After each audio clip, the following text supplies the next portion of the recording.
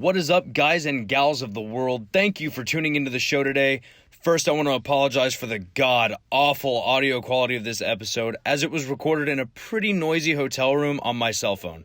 This episode is also about a year old and was never released for whatever reason. Anyway, enough rambling. I hope you enjoy the talk I had with 50 caliber Barrett Brown. This episode is brought to you by Reps Over Rest. Live a convenient, comfortable, and healthy lifestyle. Yo, what's up? Baby, let's go! You're about to dive into the chute with your host, Wesley Crane. Hey everyone, and welcome back to the show. I am your host, Wesley Crane. I am a professional wrestler, filmmaker, and father of 3 amazing kids. My guest today has wrestled for mainstream promotions such as New Japan Pro Wrestling and WWE. He is the King of Texas. Ladies and gentlemen, 50 caliber, Barrett Brown. Barrett, how you doing today? I'm doing good, man. Kind of tired, but I'm doing good. How are you doing today? Right about in the same boat. Not a lot of sleep last night. Granted, I very rarely get sleep as it is with all the editing and whatnot. I mean, you stay busy. I see what you're doing, man, and you're doing some cool stuff. Episode number 2, right? Fuego number 1, and here we are. Already your 2nd episode, man. How do you feel about that? I think I'll feel better once I've got about 7 under my belt. I had somebody tell me that typically podcasters they'll give up right about episode 7. So as soon as I get 7 episodes under my belt, I think I'll feel so much better about it. And I've got a few guests lined up. Just confirmed a really big one today. So you guys stay tuned for that. That'll be fun. But yeah, man, thank you so much. I try to stay as busy as I possibly can. So, how were the beginnings for Barrett Brown? Like, take me through you getting into training and developing your first gimmick, because you were blazing Barrett Brown starting off, correct? Yeah, that's right. So it all started like I grew up in small town 7 Points, Texas, with my parents, and at just 15 years old, a guy that my mom actually went to high school with, he was a local trainer around the area. So just kind of like as a surprise, my mom reached out to him because she knew that my passion was always to be a professional wrestler.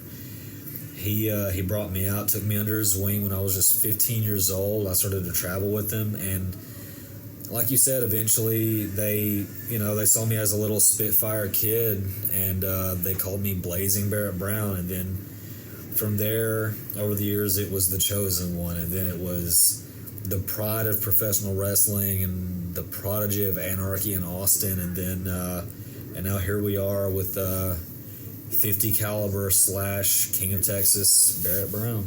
So how exactly did you transition from the Blazing Barrett Brown to the Chosen One? Because I feel like, being the Spitfire, the Blazing, into the Chosen, that's a pretty drastic change, I feel like. It was just because, the Blazing was kind of given to me. Honestly, they were all kind of given to me, but the Chosen One, to me, just fit better at the time because I was young, up and coming, and all these guys, they were saying, man, within the next so-and-so years, you're going to be gone. You're going to be the one from this area that's going to make it. And I was like, that kind of has a ring to it. So I'm going to stick to the Chosen One and, prove these guys right. Yeah, and it's crazy because, out of everybody around, the southern area, I feel like, obviously, Sammy Guevara did very well for himself. He's in AEW now. He's doing really well, but out of everybody else, you've really come a long way. You've been on WWE TV multiple times. You've trained at the New Japan LA dojo. You've done so much. You've really put yourself out there and gotten out there. So I appreciate that, man. And if you would have told me, almost 10 years ago, because I hit 10 years in January, and if you would have told me 10 years ago that by 2020 I will have done all the things that I've done so far, I would have called you crazy. WWE, I told my grandparents when I was even mentioning the thought of starting to train, I said that my ultimate goal was to be on Monday Night Raw, was to be in a Monday Night Raw ring and seen on TV, and I wanted, them in attendance. And it just so happened that, last September, myself and Gregory James, now Isaiah James, we had a tag team match against AOP.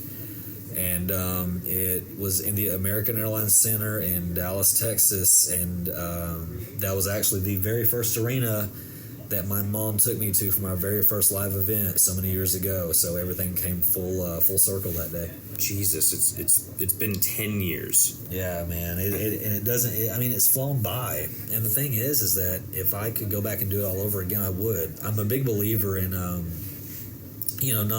focusing so much on the end goal, but you've got to enjoy the journey, man. Absolutely. Man, it feels just like yesterday you uploaded the 7 years promo, which that was probably the first promo that I saw from you that really made me, I won't say take notice, but like that's the one that made me be like, okay, he's the one that I have to keep up with. And that's what I wanted that to be. And it's crazy to think that it's been almost 3 years since I let that video out. And I think that was really my main transition, from all those other gimmicks or names into the whole 50 caliber persona, because I wanted people to know that I was, full focus on professional wrestling, that this was going to be my life. And I wanted to set some kind of a standard here, and they were going to have to keep up with me.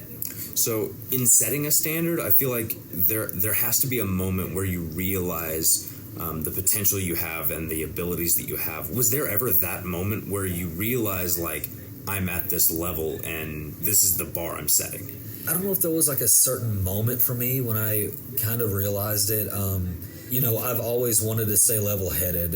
No matter what people said to me, at the end of the day, where I'm at today is because of my hard work and how humble I've been.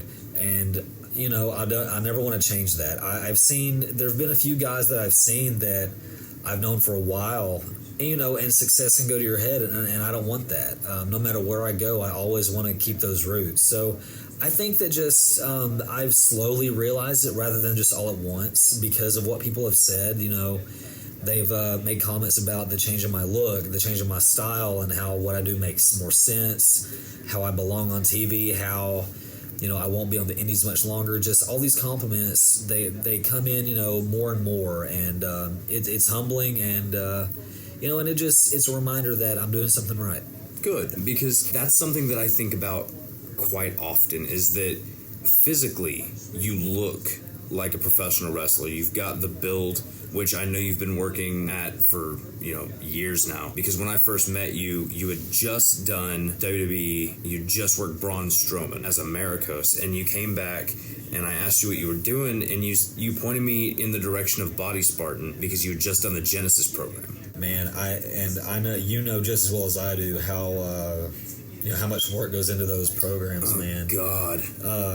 As soon as I got any kind of contact, and not many people know this story, but that was in 2016, and at about the middle of 2016, I had some cool stuff lined up, but at the same time, I was probably in one of the worst shapes of my life. I was bald-headed, had a horrible goatee. I was wrestling at maybe 3 places in Texas. I had a lot of off weekends, and I felt like I was just in a rut, and like I was in a plateau. And there comes a point where you get tired of destroying your body in front of the same people over and over, and it not really feeling like it pays off. Yeah. And so I honestly, for a minute, considered maybe this really isn't for me. Like maybe I've given my body to this enough. And then it was like fate, as fate would have it, man. It was within the next week. I had a contact and an email asking me to be at Monday Night Raw and SmackDown in about a month. And then I looked into Gabe Tuff's program, Body Spartan. I got on the Genesis program. I invested in my body, in my look, in my diet, the workouts, and people started to really take notice of how hard I was working.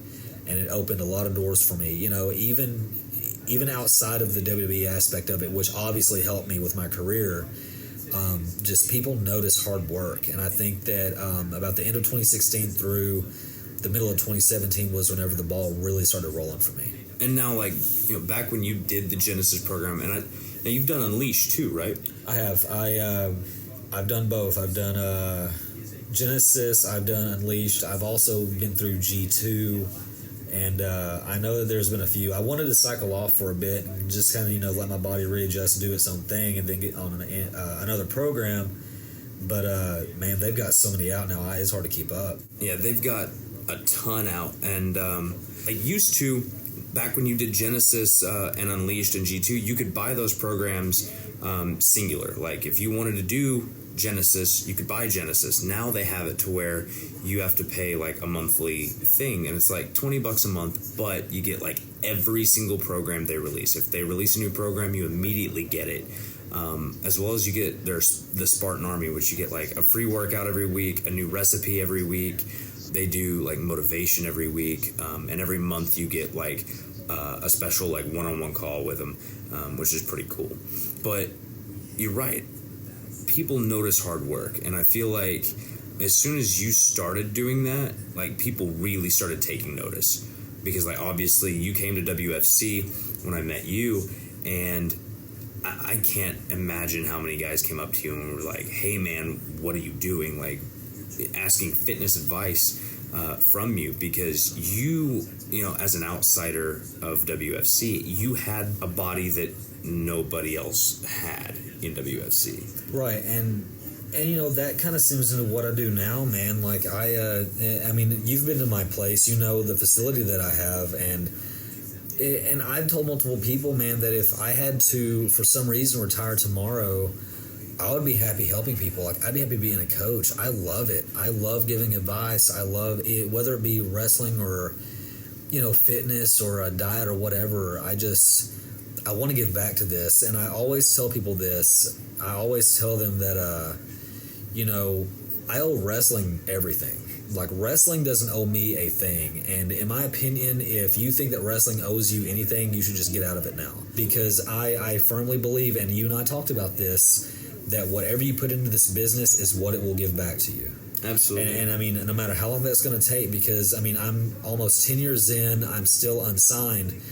But like I said, I'm enjoying the journey. I'm not just going to focus on that end goal, but I'm enjoying the journey. And I wouldn't change it. For sure, man. So pretty much what you're saying is when Barrett Brown's all said and done, you possibly have a future in training people. I could see it easily, man. You've seen some of these seminars that I've done at a couple of schools, and I absolutely have a blast. I love watching when people, figure stuff out and excel and improve. It's really cool because, at some point you and I both were in their shoes and they wanted to learn and grow. And not that we both, like, I'm learning every day. Like, absolutely, even doing those seminars, I still learn from those guys. I love to watch people learn, and I love to learn. And even though I won't ever learn everything about this business, no matter how long I'm in it, I enjoy learning more and more about what I love. Absolutely. I don't remember where I saw it or where I heard it, but I remember somebody saying that Undertaker, as seasoned as he is, says that every time he steps in the ring, he learns something new.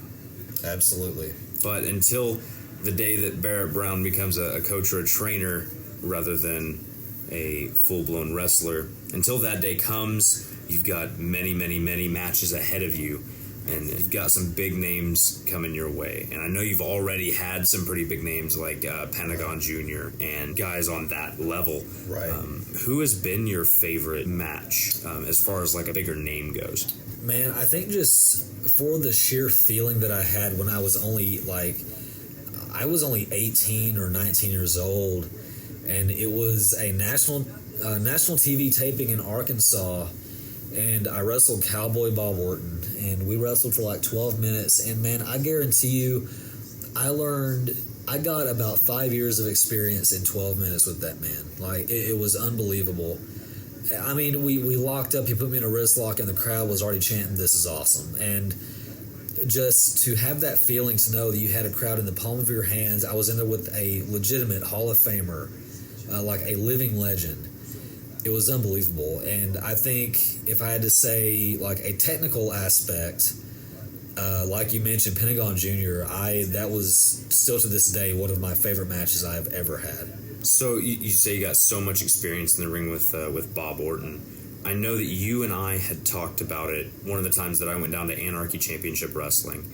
You told me a crazy story about him pulling his back elbow right at the last millisecond. I fully expected hard contact to my chest, but he threw that elbow at my face so fast, and then when he pulled it away, it felt like a bullet flew by my nose. And if he would have pulled it a millisecond later, he would have probably broken the bridge of my nose. It's unreal the amount of time, and at his age, and how long he has been in the business, that he knows the perfect time to pull. He knows the perfect placement for whatever body part he's going to use. It was just a real eye-opener for me, and at the level that I need to aspire to eventually be at. Man, I feel like it's crazy because I see all these the young guys coming in, and they're like, "Oh, I've got to do this triple flip, twist in the air, and come down because that's what's going to get over, and that's what people are going to remember." And then what are you going to do next time? You know right? What I mean, how do you top that? Exactly. But it just goes to show that being in wrestling isn't about trying to come up with the craziest thing. It's about mastering the craft of professional wrestling. Like, there's no telling how long it took Bob to really master pulling that back elbow, but right. He did it in such a way that you remember it. Absolutely. And he was one of the big ones that really instilled the art of telling a story. And I mean, that's what we do. We are storytellers at the end of the day. And he was such a big influence as far as storytelling, and other guys as well. When I wrestled the formerly ACH, now Jordan Miles, in Austin, he gave me a lot of advice as well. Yeah, I mean, I've wrestled him. I think we've wrestled about 4 times, and every time was like a stepping stone for me, because I always got a very big lesson from him. And he was one of the big ones that really taught me I'm trying to look for the word, how to really channel that fire in the ring and how to use that to tell a good story. He really taught me a lot about that.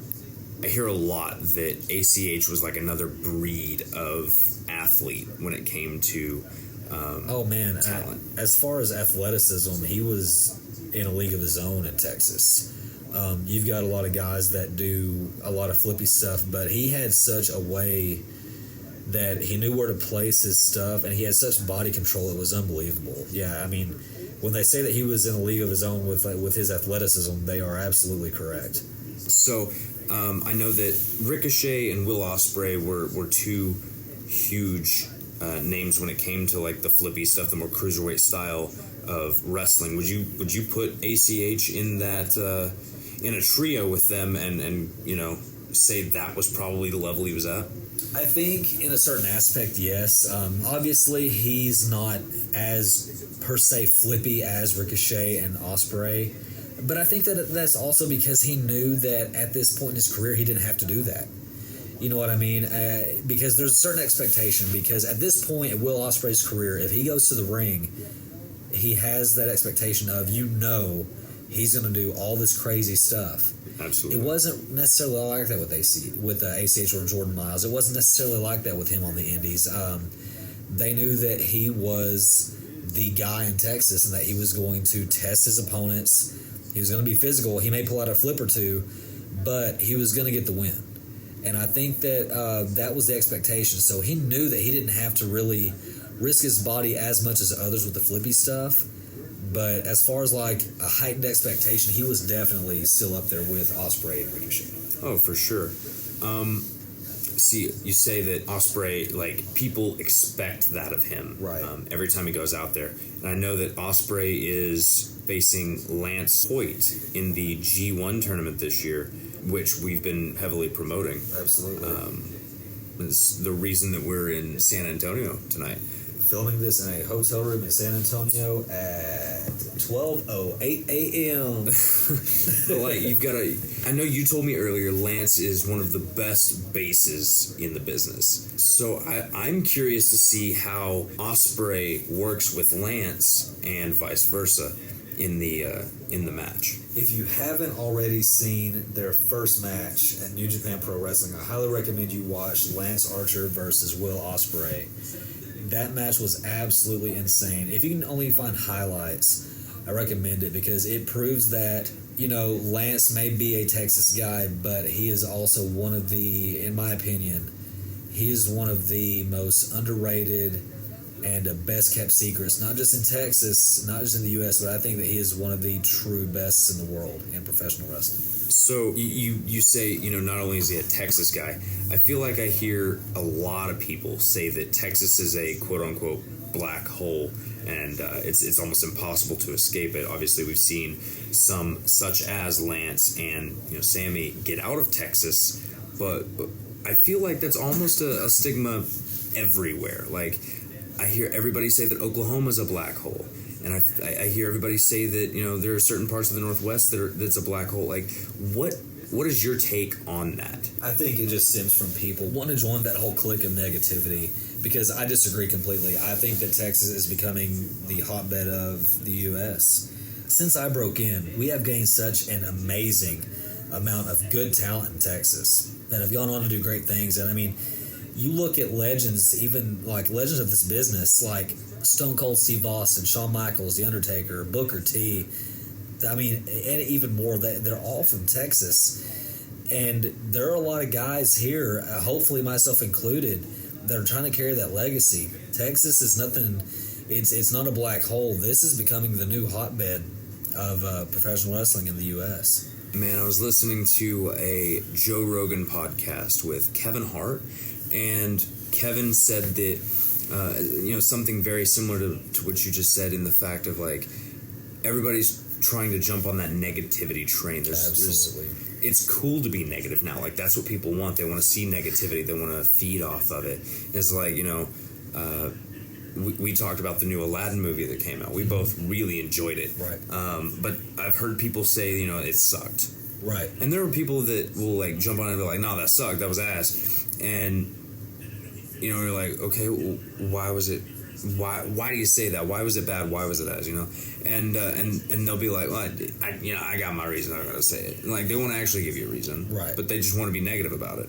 And, you know, there are even people that will jump on and be like, yeah, I saw that too, and it fucking sucked. What are you guys talking about? And, like, they'll jump on it just to seem cool. Right. They want to join a clique. I mean, they want to be involved, and it just seems like the way to be involved now is to be negative about anything. I mean, you look at, I mean, I remember whenever Roman Reigns broke in, he was the hottest thing in wrestling, and everyone was waiting for him to break out, and then whenever they decided to pull the trigger on Roman Reigns, everyone booed him, and they wanted to be negative on the new top guy. Yeah. And I'll be honest, Roman Reigns is a phenomenal professional wrestler when you watch his matches.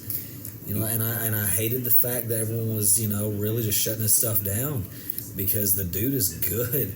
Man, when I did extra work at WWE, I had a conversation with 3 people. One of them was Seth Rollins, another was Bray Wyatt, and the other was William Regal. Mm-hmm. I went to introduce myself to Roman Reigns, and he, like, shrugged me off, like, you know, like, just get away from me, kid. And so that kind of sucked, but, you know, there's no doubt. Undeniably, in ring, he's there. Right. Like, it's great. There's a reason he's in the WWE right now. Right. They literally take the best talent from around the world, as long as said talent is not signed already. Exactly, right. But yeah, absolutely. In ring, he's phenomenal. I remember Dexter Hardaway saying, I can't wait till Roman Reigns, you know, breaks away from the Shield. They cut his hair, they put him in trunks, he's going to be amazing. But I don't think Dexter ever saw him in FCW when he was in trunks. He wasn't Roman Reigns then. I think he was Leaki. Yeah. Still had the long hair, but I mean, dude does look good in trunks. He looks like a professional wrestler. Absolutely. And I think that with a Samoan heritage, just with the usual body types of a Samoan, I think that is extra hard to pull off. For sure. You know what I mean? For sure. Because, Samoans are larger. They're naturally heavier. Yeah. Yeah.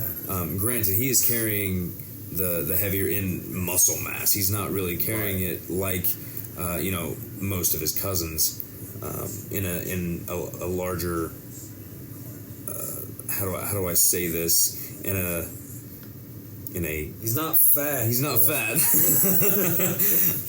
But yeah, he's carrying a lot of muscle mass, very similar to The Rock. Right. But man, we touched on you working Bob Orton earlier, and we talked about the story and whatnot. So what, in your opinion, what goes into a good story as far as like a professional wrestling match goes? I think, honestly, man, I think that a good story is really anything that a crowd can relate to. You have these guys. If you look in that ring and you see this dude that is bullying this poor dude that's maybe half his size, right? I think there are a lot of people that can look at that and picture themselves back in school whenever, maybe they had a bully that was twice their size that picked on them in school. They can relate to that story of that bully picking on that kid because, in his head, he's better than that kid. Absolutely. And in school, you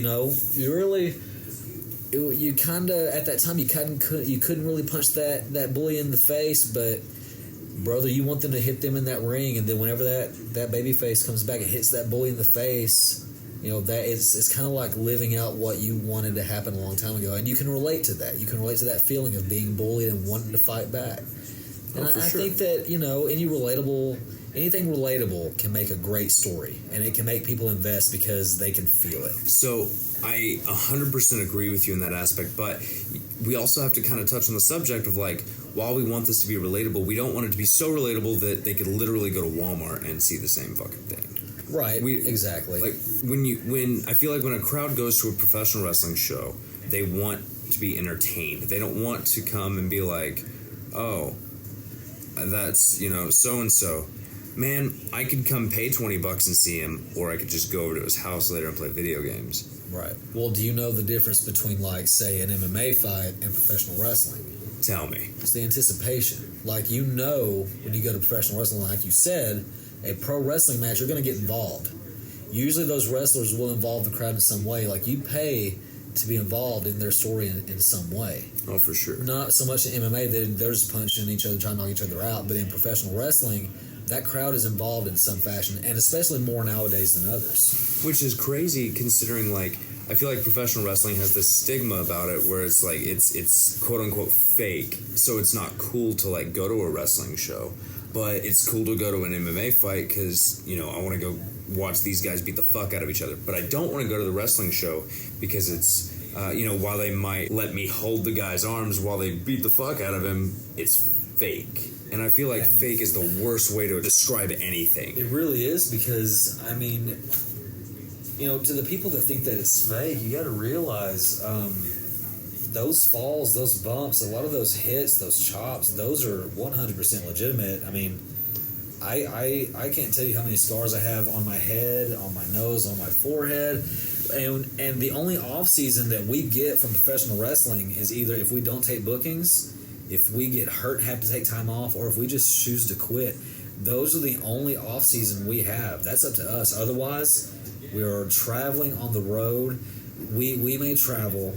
What would you say, Wes? Like, we went to Revolver. That was a really long drive. Yeah. I want to say 10 hours. About 10 to 12 plus hours. And you and I spent maybe 6 minutes in a ring. Maybe 6 minutes. Yeah. So you got it, like, that's not fake. No. Like, and the main thing that's not fake about this is the passion that I know that you have and that I have for this. Like, this isn't, like, that's not fake. Right, like, absolutely. I can feel it. That's a real feeling. So I'll tell a quick story real fast. One of my buddies, I spoke about him in the last podcast with Fuego. Dude went by Joey Sticks. Well, earlier this year, he was in a car accident leaving from work. A guy just didn't see something, ended up flipping the truck, They both crawled out and whatnot. And so Joey ends up in the ER. I rushed out to Cushing, Oklahoma, and went to go visit him in the ER. And while I was there, the driver of the truck is sitting in the lobby. So we're sitting and we're waiting to be allowed back. And there's a documentary behind him going on about midget professional wrestling, which is that's a whole nother subject for me. You are terrified. I am terrified of little people. Love it. But there's a documentary on midget professional wrestling. And I remember looking up at it, and he looks back and goes, "Oh yeah, I watched a documentary on like the real professional wrestling and like how it's fake, and they train to fall, and the punches aren't actual punches, and I'm like, oh man, really?" And I just start playing off of what he's saying, and he's like, yeah, like there's a spring underneath the ring, and there's this and there's that. By the way, I just want to point this out. In the older rings, some of them, yes, had springs. I've never worked in a ring with a spring underneath it. Right, and a lot of that stuff is ridiculously solid. I mean, if you don't let your air out, it will knock it out of you. Absolutely. Which, if any of you have seen the clip of me giving Malico the inverted pile driver on the bare boards, like those are legitimate boards. Like there was no faking anything. It's like what you go to Lowe's and buy. Is those 2x4s at Lowe's. That's what you did that on. But like the guy was sitting there and he was going on and on and on about how he watched this documentary, and like he's telling me how professional wrestling is. And as I'm playing off him, I'm like, yeah, but like what about the steel chairs and like the ladders? And then he starts like, well man, they've got to be like aluminum. You know how you can buy cookie sheets that just go like they're aluminum and they just fold real easy? Like he starts going into that, and I continuously let him believe that I have no idea about anything. So when I'm finally allowed back to see Joey, I tell Joey about all this, and Joey, regardless of being in pain, is laughing his ass off because he knows my experience level within all this, and he just thinks it's the funniest thing in the fucking world that I completely kayfabed this guy. Right. But yeah, man, the whole everybody calling it fake, like, what is your definition of fake? Because, like you said, the passion that we have, the drives that we make, every injury we've ever had. Like, you had a ladder dropped on your fucking head. More like thrown on your head. Thrown like at 50 miles an hour, it felt like, man. And there was, at the time you rolled out, right? And you look up at... I asked my valet, I said, how bad is it? Because I had a red film in my vision. And she said, I can see your skull. And 16 stitches later, I luckily still have my eye, because not many people know it, but there were not just this scar, but there was a scar on the side of my eye socket as well. Realistically, the ladder should have taken my eye out, but luckily it didn't. Man. And I mean, that was literally 2 minutes into what should have been about a 20-minute match that I couldn't finish because my skull was like sticking out. So right, Jesus Christ, is that like the worst injury you've had in wrestling? I mean, I haven't broken anything. I've had some good rough injuries, but nothing like super major. Knock on wood. Right. Oh, jeez. I don't wish breaking. You know what? I think just a couple of the head injuries I've had were pretty bad, but as far as like just blunt trauma, that was definitely the worst. Right on. Yeah, like, man, you said you haven't broken anything. I'm not even going to put the word yet in there because I don't jinx it. I don't wish that on anybody. I've broken my arm and twice, and I've broken my leg in 2 places. Both doing wrestling, however, one was definitely backyard. That was my arm. But in all honesty, breaking anything below the waist is like you're miserable the whole time. I can imagine. You can work around a broken arm. Like, you're sitting there, it's in the cast, cool, whatever, it'll heal, you'll get over it.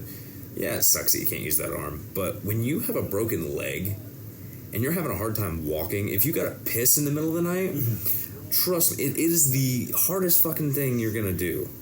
Speaking of that, don't get us started on those kidney stones, brother. Oh, Jesus, man.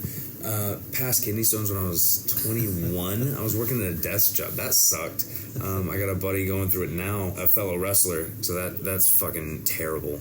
But we touched on stories, we touched on critics outside of the wrestling business. Right. And we've touched a little bit on your gimmicks throughout your career, from Blazin' to The Chosen One and so on and so forth. Right. So how did the evolution of each one come about, and what exactly changed within Barrett Brown as the evolution happened? So, again, Blazing was given to me because I was just this little Spitfire kid. The Chosen One came along because everyone had these high hopes for me to be the one guy, that would break the mold in Texas and see greener pastures. And I took a lot of pride in that, and I think that kind of helped me stem into like the pride of professional wrestling, because I didn't want to be known as the Chosen One, because at that time Drew McIntyre was in his run as the Chosen One on WWE TV, and I didn't want anything to do with that. So I went by the pride for a bit, and then I had a match at ACW against actually Houston Carson, the current owner of Lions Pride Sports, for the name of the Texas Prodigy. And that was at, like you mentioned before, Anarchy Championship Wrestling. And I ended up beating him. I became the Prodigy of Anarchy, and he would go on to become the Texas Lion, as we all know and love today. And it was after that, man, that I wanted to do something different. I wanted to break the mold again. And I decided that, my style was intense. I have friends in each branch of the military that I adore, that I grew up with. And I wanted to find something that not only personified me, but that it also was an homage to them. And so the name of a true 50 caliber sniper rifle is the Barrett 50 caliber sniper rifle. And so I decided 50 caliber Barrett Brown would be my name. And then from there, the King of Texas thing came straight from, now known as Jordan Miles, formerly ACH, who was the quote-unquote King of Texas when he was, at his peak in Texas wrestling, holding the VIP championship and so forth.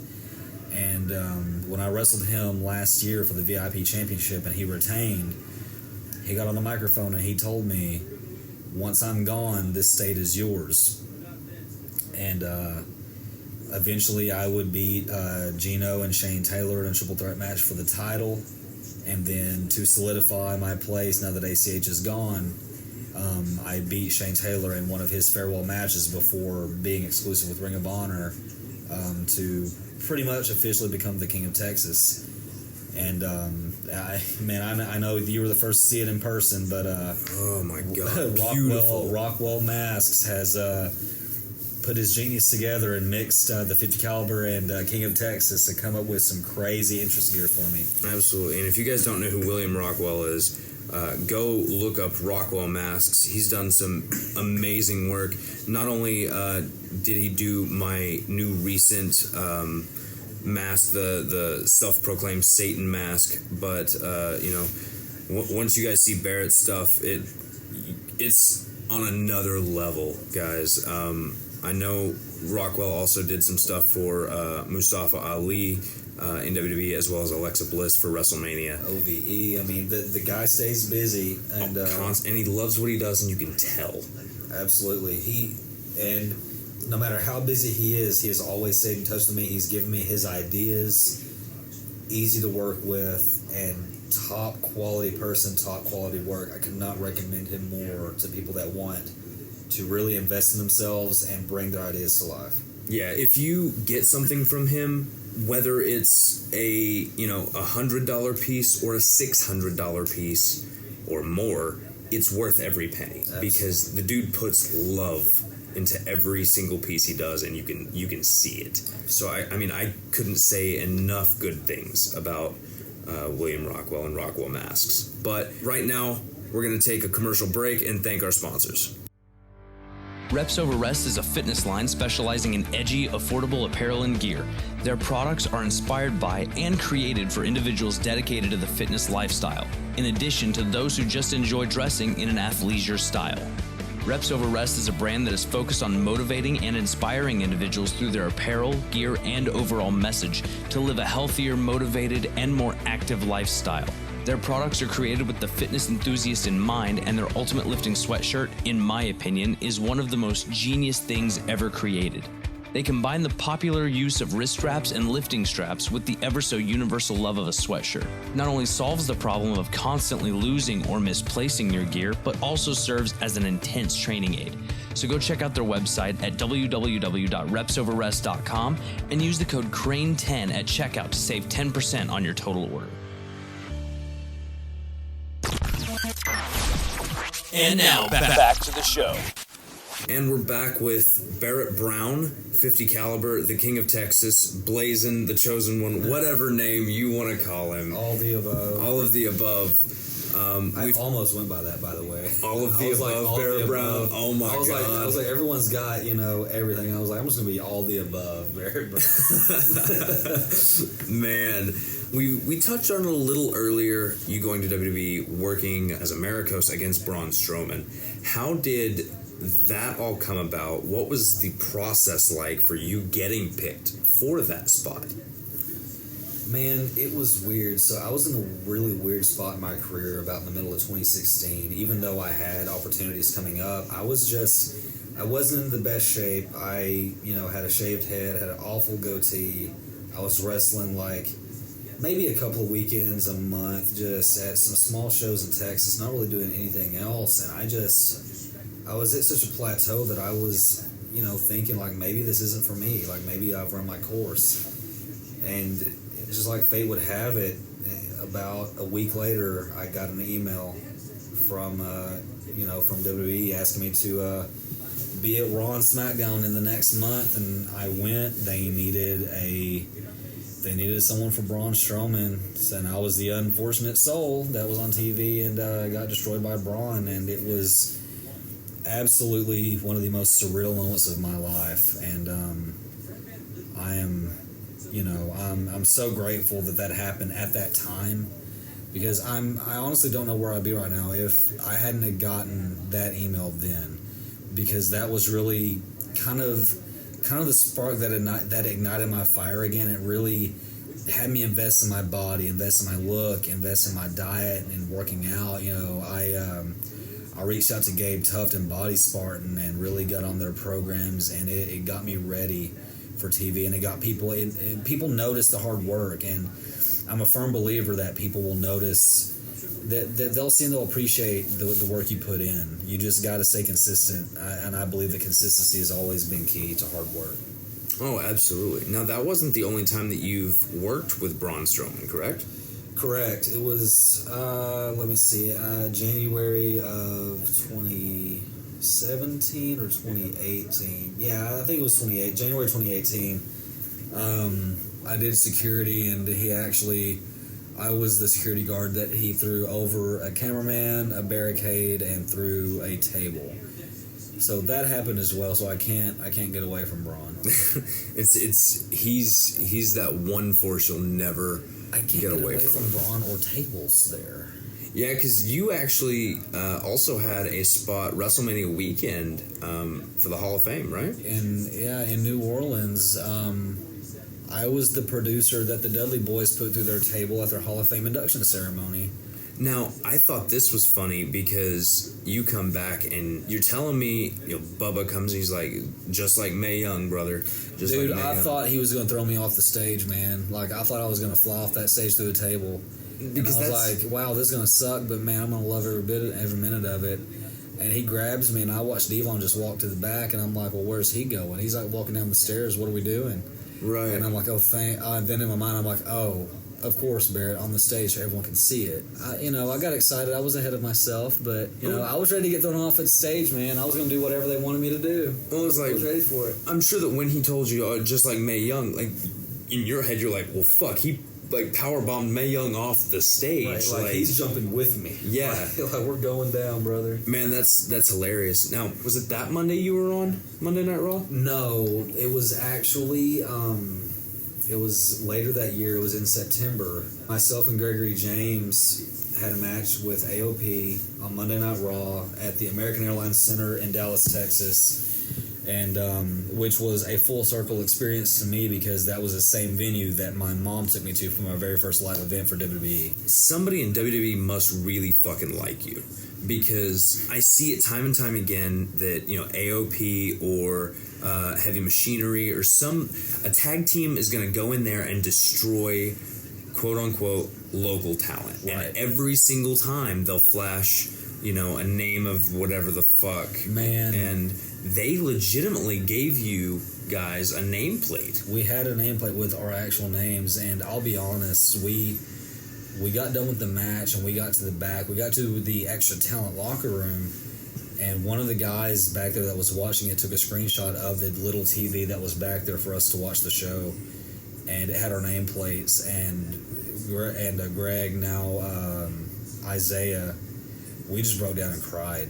Like, we couldn't believe they used our actual names. I was shocked. I thought surely they won't use the Barrett name. I mean, they already had someone named Barrett that had been there for a while. Right. You know, and I thought, you know, they'll at least change mine.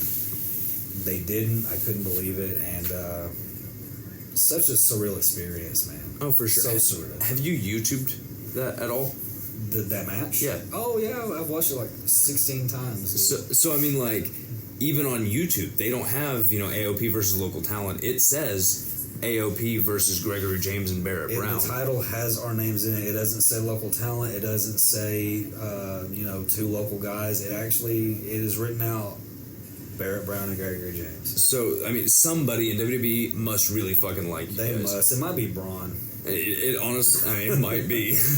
Now, the night that he threw you through the table is also the same night that he flipped the production truck, correct? Absolutely. So, this was during his run of crazy-ass antics. Yes, it was. Grappling hooks, flipping vehicles, so on and so Right. forth. That's fucking cool, man. Now, WWE's not the only big company you've worked with. You've worked with, you've been training, I should say, at the LA New Japan Dojo. I have, and honestly, I think that has been the best investment I have ever looked into in my entire career. And it all started in late April and early May of last year. I wanted to go out there and learn the Japanese style because at the end of the day, New Japan Pro Wrestling is where I want to be. Oh, for sure.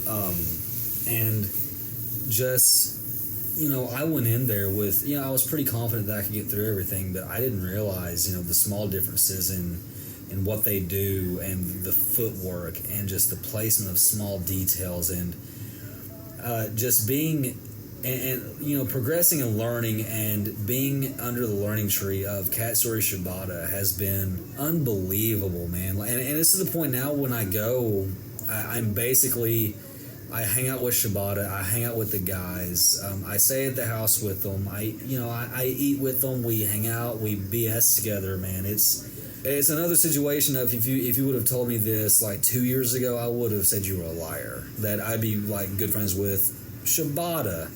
Like, that's absurd.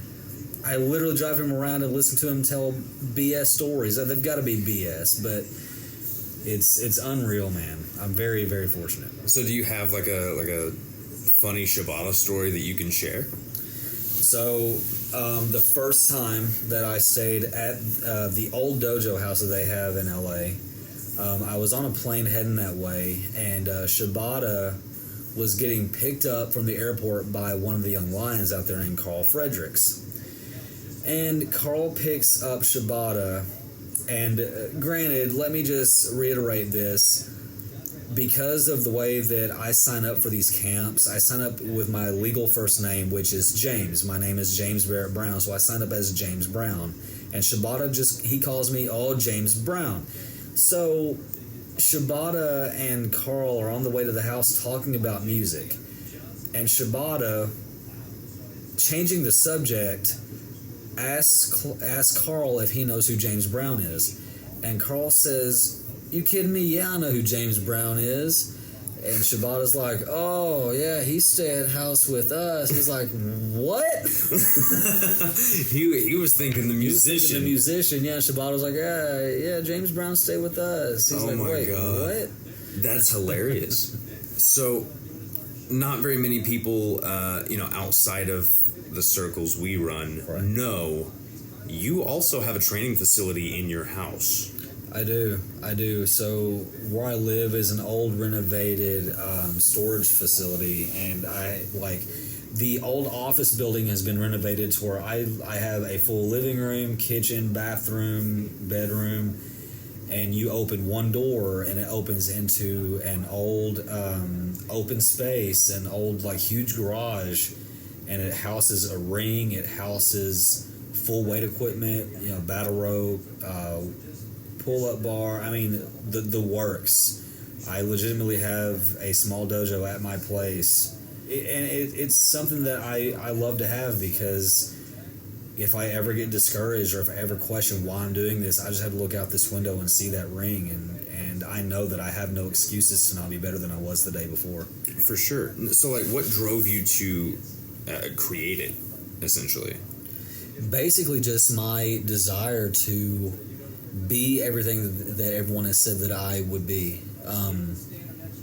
Because bar none, I want to be, I want to be that standard bearer in Texas or in the United States. I feel like there's such a,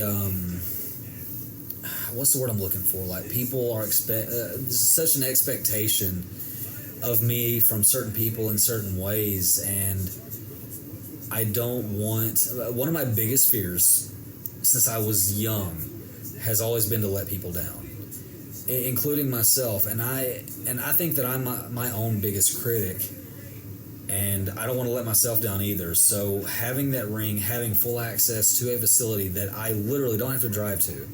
I even have a tanning bed out there. I can walk out a door and literally be in a professional wrestling facility.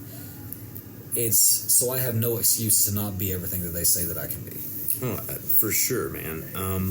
I remember first time training with you at your place, my wife and I immediately were like, yeah, Oklahoma needs something like this, because I can't think of very many places in Oklahoma that you can go train in a ring that's available all the time. I know Compound's got a ring. I don't know when it's available, but I know that they've got one.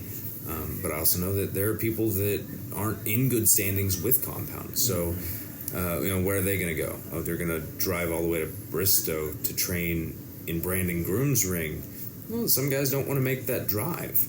Granted, if you're really, truly wanting to get better, trying to get better, it's a drive. Make the drive. You're in it to better yourself. Like we said, a lot of this business is spent on the road. Oh, yeah. As you and I know this weekend. Jeez. I left at 4 in the morning. Mm-hmm. Met up with you. About 10. About 10-ish. And I drove from, it was about 11 this morning to, we got here at about 4:30. About 4:30, yeah. So, a lot of it. Man, you literally hit 12 hours on the road. Yeah.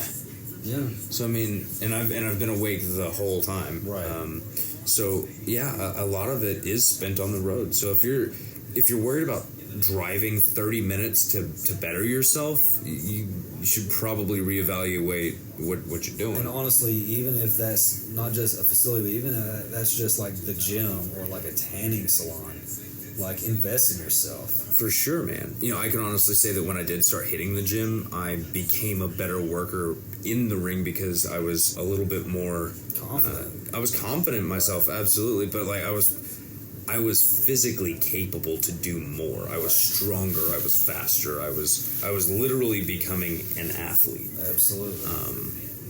So yeah, we've talked a lot about wrestling. We've talked, from gimmicks to your favorite matches, working with WWE, working or training with New Japan. So let's kind of skew away from that a little bit and dive into who you are, who James Barrett Brown is. Do you have any special talents, anything outside of wrestling that maybe somebody doesn't know, or the vast majority of people don't know? A lot of people don't know that, I have an associate's degree. I didn't even know that. I actually, as another job, I do construction with my family, and that's one way that I can freely travel like I please because they understand the wrestling aspect. Because my boss is my granddad, is my papa, and we build houses around the area, and that's what I do. We build homes, and we house people, and it's a good feeling, to help people like that. Any special talents, man? It's bad when I can't really think about any special, like, extra talents just because I've been so focused on wrestling. I'm not a good cook. Don't eat my food. I'm horrible. I'll tell you that much. I'm a really good swimmer. I'm like a dolphin, man. That was one of the first things that my grandparents wanted me to learn when I was little was how to swim. My Pidgey, my grandmother, I call her Pidgey, don't make fun of me. Yes, like the Pokemon Pidgey. When I was like 3 years old, she was like, that boy's gonna learn how to swim, and I learned how to swim. Man, that's awesome. Like I know we talked about it a little bit earlier. Like my parents taught me how to swim at a super young age. Both of them ex-Navy, also both ex-Army. So there's that as well. My grandpa was ex-Marine. He is a Marine. I feel like you don't really ever lose that. You don't lose the title Marine. Right. So parents ex-Navy, ex-Army. Grandpa's a Marine. Like, I stem from a military family, so I learned several different ways of survival at a very young age, which is kind of cool. Yeah, but absolutely. So I know you play video games. Absolutely. Like, give me the down low on what's in what game system. Man, I used to be big on console, but I've become a pretty big PC gamer lately, man. Yeah. Pretty big first-person shooter guy myself. I see you have an Alienware bag over there. Is that an Alienware computer? Yeah, it is. Jesus. I get into it sometimes, man. So it gets real. So what game are you primarily playing on? Don't make fun of me, man. I'm a pretty big Destiny 2 player. Man, I had friends, latter years of high school that were huge into Destiny, like would get into fist fights over it. I don't blame them. I was like, I wouldn't ever play the game because it's not that I didn't want to or anything like that, but I had more fun sitting back and watching them fucking fight over it. Right, absolutely. Like, I thought it was hilarious. It's the same reason I don't really watch or get into sports. Mm-hmm. Like I can sit and watch MMA fights. That's fun, especially since I used to train in MMA. I trained 7 years in Brazilian Jiu-Jitsu and Muay Thai. Heck yeah. Which also very few people know. But I can watch MMA fights all day. I cannot watch football. I can't watch baseball or soccer because people get way too into that shit. Right. I don't watch those either, but I can watch hockey for the fights. Okay, so hockey, that's a different story. Right, I'm super into hockey. Yeah. But again, I feel like hockey's one of those sports that, you watch it for the fights. What kind of fucking shit's gonna break down on this? No, as a kid, there was a family that lived across the street from me. I got to be really good friends with them. But they were really big into football. And I don't remember what game it was, but they used to, scream at each other, throw plates at each other. They used to try to stab each other with forks over. Fantastic. Yeah, over their, like, quote unquote, their team, winning or losing. It's a fantastic household. Right. I never understood the whole, like, this is my team thing because, like, you don't fucking play on that team. Like, you don't own anything. But you know what time it is? What time is it? It's fucking game time. Oh, God. Your systems are offline. I want to play a game. Come on down. You're the next contestant on Spin that f***ing wheel. This is gonna be good. Alright, so we have 4 games that can be randomly chosen from this. So let's spin the wheel and see what it lands on.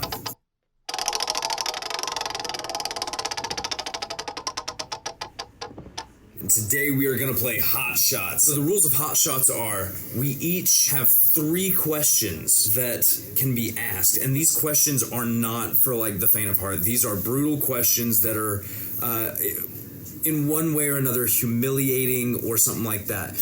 And the person can choose to answer the question or take a shot of hot sauce. And the hot sauce that we have today is Da Bomb, Beyond Insanity. And if you've never heard of it, go watch Hot Ones on YouTube from First We Feast. It is literally, Da Bomb is like second from last. It says... It's like death is what it's like. Pretty fucking much. And I haven't even tried it and I already know. The bottle says, we started with hot habanero peppers and blended them with smoky chipotle peppers and natural pepper extract which, like, if you don't know, man, like, as soon as you put pepper extract in something, it immediately becomes fucking... It's death in a bottle. It's terrible. I bet my questions aren't mean enough. I'm pretty confident in this, but this is the only game on the wheel that has built-in punishment. The rest of them, it's like the loser has to do something. This one, it's if you don't answer the fucking question, you got to drink. Boy. And we're both answering questions. Okay. So either one of us is coming out unscathed, or we're ending this fucking thing in pain. Yeah. So and we have no milk at all. We don't have anything to drink. We have a sink. That's it. So we've got water. That shower butt ass naked. But okay, so to finish it off, it says in natural pepper extract to create a sauce that was lab tested at 135,600 Scoville units. That's fucking up there. What was that number? 135,600. That's about 135,600 more than I need to inhale. No, we were at Bubba Gump Shrimp Company, yes. And you told me that Tabasco sauce gets you. Just Tabasco sauce. I'm spicy stuff and me don't mix. So this, yeah. So what we're gonna do is we're gonna get the camera rolling. We're gonna record this game so that there is no bullshit. There's no way we're faking it. It's gonna be uploaded with the video version of this podcast on YouTube. So we're gonna get the camera rolling and get this game underway. Here we go. We've got and these aren't like crazy shots, but I promise you guys, like, this is gonna be enough. If you ever go to like Buc-ee's, I don't recommend you pick up this sauce because A, it tastes terrible, and B, you'll die. It's really not a. I don't know why. I don't know why this is a thing that people buy, but for this purpose, we are definitely using it. So let's see, who's gonna go first, Barrett? We flip a coin. I'm just gonna go first. You're gonna go first. You're gonna. Yeah. Okay. I'm gonna just get mine out of the way because I know that mine probably aren't as bad as yours. All right. Name a Texas/Oklahoma school that releases their students too early. Oh my God! You're talking wrestling school, correct? Mm-hmm. Honestly, releases them too early. Mm-hmm. Man, SRPW is not open anymore, so I can't say them. Never trained at Compound, so I can't really say them. Mm-hmm.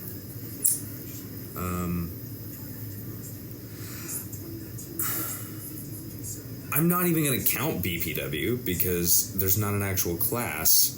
It's just, let's go fuck around for a little bit.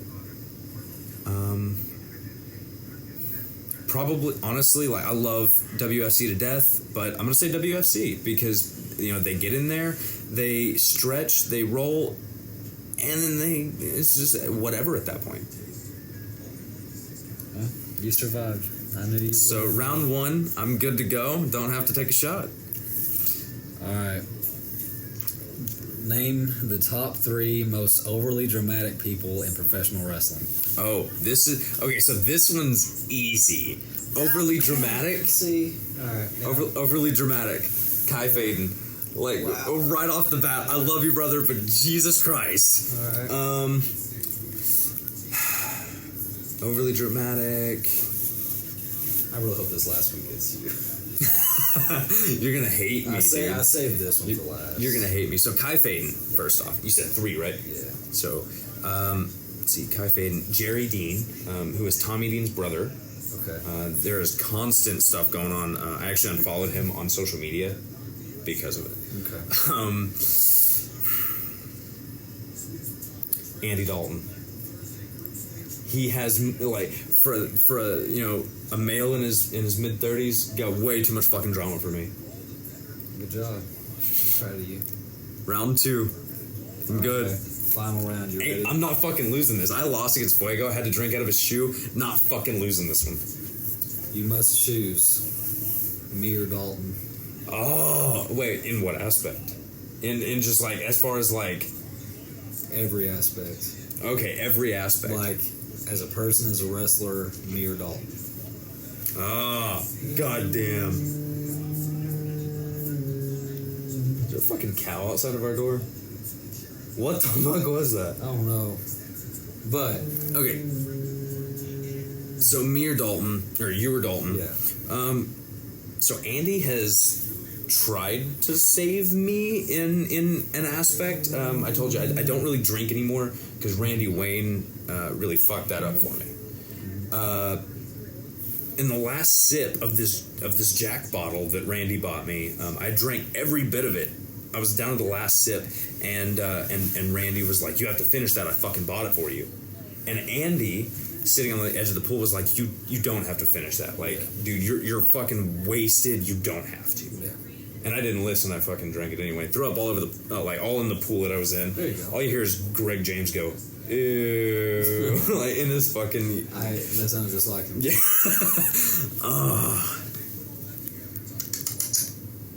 Jeez, because like Dalton's helped me out quite a bit, but so have you. As far as wrestling goes, I'm gonna pick you. Reason being Okay. is because it seems that every single time I'm in the ring with Dalton, something goes wrong with my back. Like the first time I did a lion salt, as soon as I hit, I felt it pinching my back. Just I did the match with him and Dimitri at WFC. Came off corkscrew. They both fucking split. They were like, nope, not taking it. Split. I hit, and all of a sudden I couldn't breathe.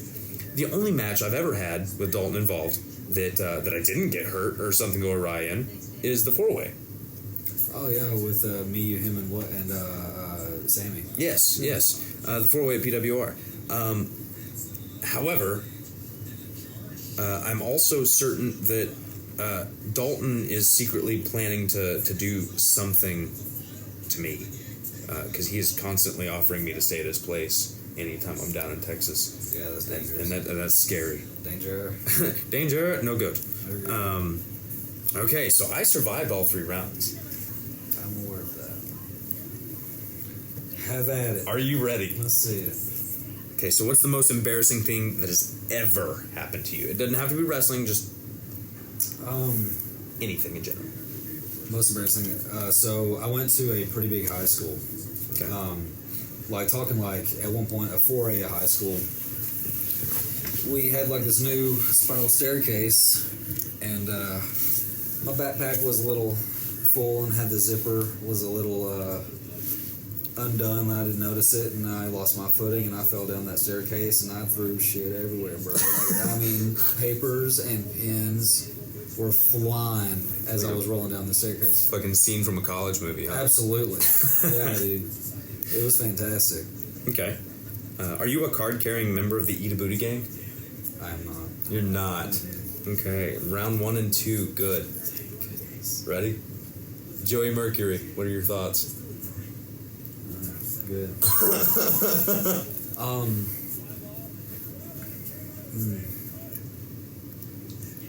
I think that his fundamentals as a coach are very good.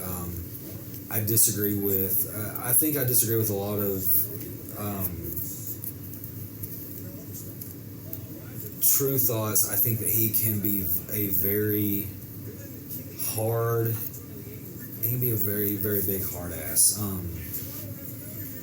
Because when I went to Baltimore Dojo and trained with the guys, like, don't get me wrong, really good teacher, really good coach. But I think that it's from the way that I also coach.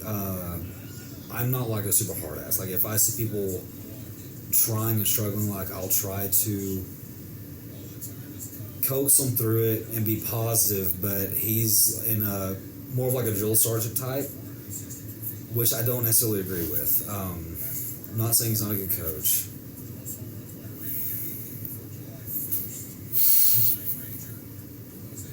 Just not a big fan, I guess. Just not a big fan of Joey Mercury. Yeah. Now, we've gone through this whole thing. We both survived 3 rounds of hot shots. That last one was good. I should have seen that coming. Man, we talked about it earlier. Because, and you asked me, you're like, there's really no one you don't like in this business. And I was like, someone rubbed me the wrong way. And he's like, oh, I'm taking opportunity now. Yep. But let's face it, everybody's watching, everybody's listening because they want to see something go down. Heads or tails? Oh, no. Oh, no. We got a 50-50 shot. So if it lands on whatever you edge. if it lands on the edge, like if it lands on the one that you don't pick, then it's just meant to be. We're not meant to take the shot. Okay, so so what is the rule here? Do you have to take this whole thing in? Yes. Oh boy! All right. Boy.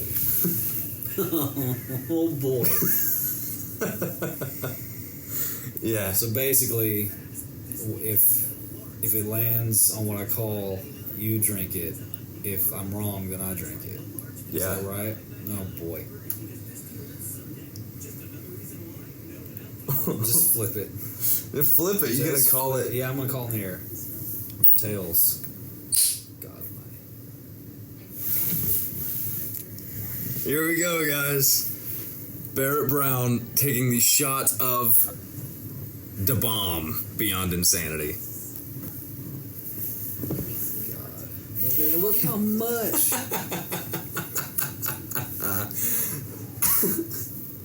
I'm just gonna strip down naked now. I know I'm gonna have to. Oh, here it comes.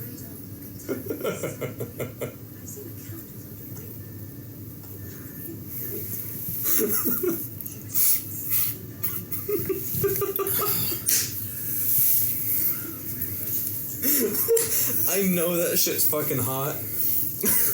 So I'm gonna go ahead and roll the outro. That's all the time we have for today. That's all I got. That's all the time we have for today. A big thank you to Barrett Brown for being my guest this week. You can find him on Instagram at BarrettBrownTC1. You can find him on Twitter at TCO_BarrettB. You can find him on Facebook and YouTube at Barrett Brown, as well as Snapchat at TCO_BarrettB. That's capital TCOBarrettB. Thank you guys for tuning in, and as always, you can find me on all social media platforms: Facebook, YouTube, Twitter, Instagram at The Wesley Crane. I will see you guys next week.